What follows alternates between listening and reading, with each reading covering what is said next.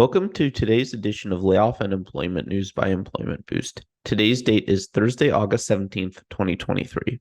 If you are an individual affected by a layoff, or if you are a company facing a reduction in force, click the link above now or in the description box below for more information about our firm's outplacement support services and how we can help you as an individual land on your feet faster and get into a new job as quickly as possible, or as an organization, how we can smooth the layoff process and assist with your reduction in force.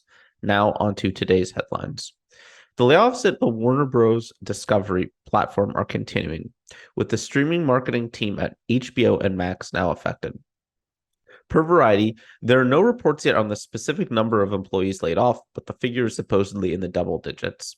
These cuts come on the heels of a report on August 3rd that Warner Bros. Lost 1.8 million streaming subscribers during Q2 of 2023, or around 2% of their total subscriber base. In more local news, Alexander & Hornung, a specialty meat producer in St. Clair Shores, Michigan, is closing, which will result in the layoff of all 132 of its employees. Most of these staff members will be laid off on October 14th, but some senior members will be kept through the end of the year or even into January.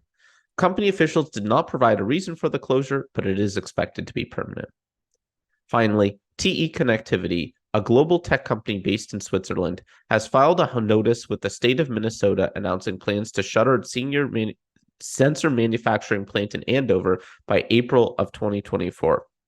The closure will impact more than 100 jobs, with the work in the plant being sent to other facilities in Virginia and Mexico. TE Connectivity personnel said that affected employees will receive severance pay, benefits, and outplacement services to assist with the transition.